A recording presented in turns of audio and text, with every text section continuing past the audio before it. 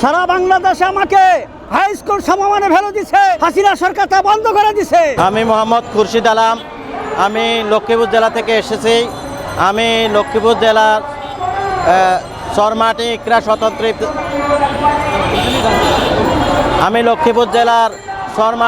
স্বতন্ত্র ইবতেদায়ী মাদ্রাসার একজন শিক্ষক। আমি 2014 সাল থেকে এই স্বতন্ত্র ইবতেদায়ী মাদ্রাসা শিক্ষকতা করে আসছি। এই মাদ্রাসাগুলো সর্বপ্রথম 1984 সালে সৃষ্টি হয়। একই পরিপত্রে বাংলাদেশে 26,000 প্রাইমারি স্কুল রেজিস্ট্রেশন প্রাপ্ত হয়। তারাও আমাদের মতো সর্বপ্রথম 500 টাকা করে সরকার থেকে অনুদানভুক্ত হয় 1995 সালে। কিন্তু 2013 সালে সরকার 26,000 প্রাইমারি স্কুল একসাথে জাতীয়করণ করেন। কিন্তু আমরা স্বতন্ত্র ইবতেদায়ী মাদ্রাসা সেই 500 টাকা অনুদানভুক্ত থেকে যায়। এখন পর্যন্ত আমাদের 1519টি প্রতিষ্ঠান অনুদানভুক্ত আছেন। কিন্তু আমরা সর্বপ্রথম 1984 সালে 18,000 স্বতন্ত্র ইবতেদায়ী মাদ্রাসা ছিল।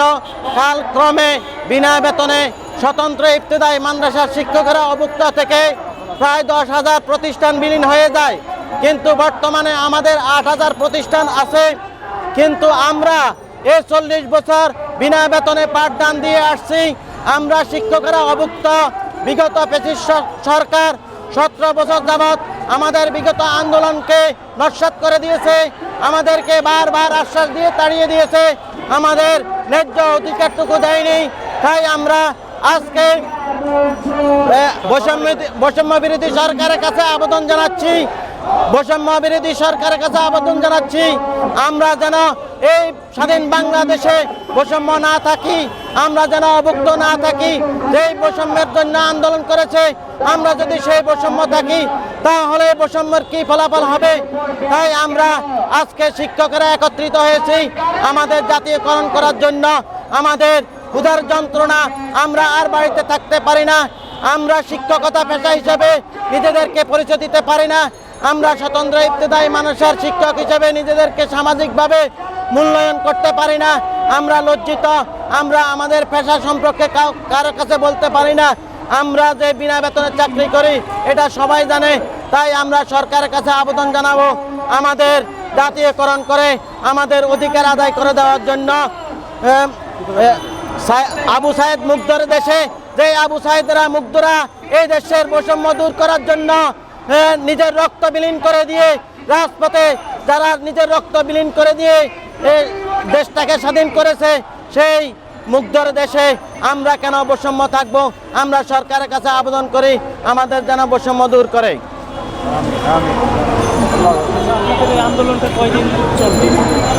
আমাদের এই আন্দোলন যতক্ষণ পর্যন্ত সরকার আমাদের দাবি দাওয়া মেনে না নেবে, আমরা ততক্ষণ পর্যন্ত এই রাজপথে থাকবো। আমরা বাড়িতে যে যাই লাভ কি? আমরা যদি আমাদের অধিকার ফিরিয়ে নিতে না পারি, আমরা বারবার আন্দোলন করেছি। আমরা না খেয়ে না দে, আমরা অনেক দূর থেকে আমরা না খেয়ে রাজপথে শুয়ে আছি, বারবার আন্দোলন করেছি। আমাদেরকে আশ্বাস দিয়ে বারবার ফিরিয়ে দিয়েছে। আমরা এবার আর আশ্বাসে ফিরিয়ে যাব না। আমরা সরকারের থেকে ঘোষণা পাওয়া পর্যন্ত আমাদের এই আন্দোলন চালিয়ে যাব।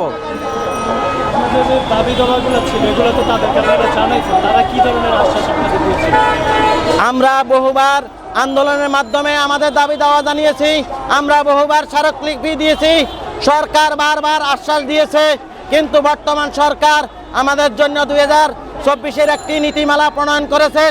আমরা সরকারের কাছে দাবি জানাচ্ছি আমাদের এই নীতিমালা অতি দ্রুত যেন বাস্তবায়ন হয়, আমাদেরকে যেন জাতীয়করণ ঘোষণা দেয়। আমার নাম মোহাম্মদ খুরশিদ আলম চৌধুরী, বাড়ি লক্ষ্মীপুর জেলায়। আমি স্বতন্ত্র ইবতেদায়ী মাদ্রাসার একজন সহকারী শিক্ষক। আমি কারি আব্দুল করিম, শিবচর থানা, ভান্ডারকান্দি ইউনিয়ন, বরকচার গ্রাম। আমার একটি ইবতেদায়ী মাদ্রাসা আছে। সারা বাংলাদেশে আমাকে হাই স্কুল সমমানে ভ্যালু দিছে, হাসিনা সরকার তা বন্ধ করে দিছে। হাই স্কুলের ছাত্ররা যেইভাবে টাকা পাইতো, প্রতিযোগিতা আমিও তাই পাইতাম সরকারিভাবে। এবং হাই স্কুল স্কুলে যেরকম ভাঙাচোরা সমান করার জন্য টাকা দিত, আমারও সেরকম ভাবেই টাকা দিত। হাসিনা সরকার তা বন্ধ করছে, আমার মাদ্রাসার উপবৃত্তি বন্ধ করছে। প্রত্যেকটা মাদ্রাসা উপবৃত্তি বন্ধ করেছে। প্রত্যেকটা মাদ্রাসার উপবৃত্তি বন্ধ করছে। মাদ্রাসা উপবৃত্তি বন্ধ করে দেওয়া হয়েছে এটা প্রতিষ্ঠানের যে উপবৃত্তি হ্যাঁ, কত সালে বন্ধ করে দিয়েছে? 2000 সাল থেকে 2000 সালে বন্ধ করে দিছে। হ্যাঁ হ্যাঁ হ্যাঁ, 2000 সাল থেকে বন্ধ করে দিছে।